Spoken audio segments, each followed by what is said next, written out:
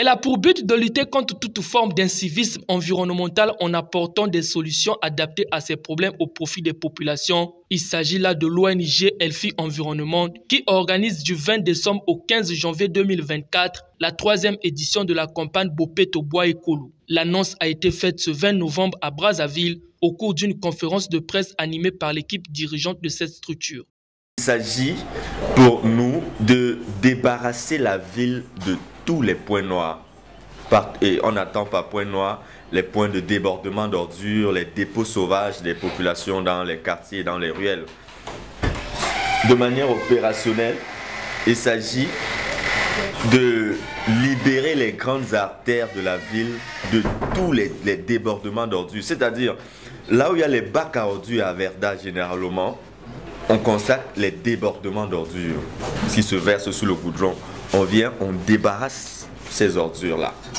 Donc c'est d'abord ça, la première manche de la campagne Bopeto Bois Ekolo.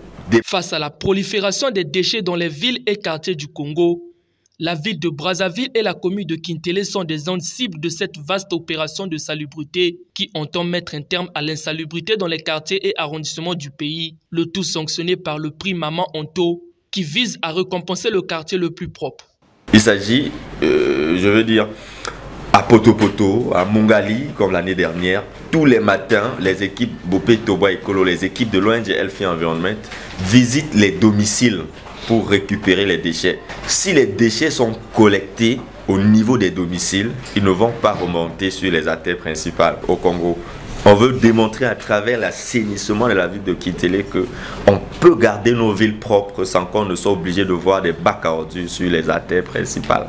Et le prix Maman Onto qui primait le quartier le plus propre va désormais primer l'arrondissement le plus propre. Par exemple ici, nous sommes peut-être à la 4e parcelle. Les ménages qui sont 2e avenue, 3e avenue produisent les déchets. Ces déchets doivent être transportés sur les artères principales. Mais est-ce que vous savez que ces camions compacteurs, l'action de ces camions est très limitée que sur les artères principales?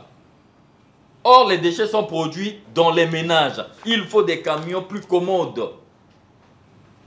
Il faut le matériel plus commode qui peut sillonner, faufiler nos ruelles accidentées, aller récupérer les déchets dans leur source de production. Donc de porte à porte. C'est là la méthode la plus efficace pour une population moins éduquée civiquement. Après 2 éditions à succès dans la ville capitale, la campagne Bopeto Bois Ekolo de Elfi Environnement s'étendra ensuite dans les autres villes du pays. Elle permet aussi de sensibiliser les personnes physiques et morales sur la protection et l'assainissement de leur environnement, mais également d'élaborer et développer les projets concrets en faveur de l'environnement.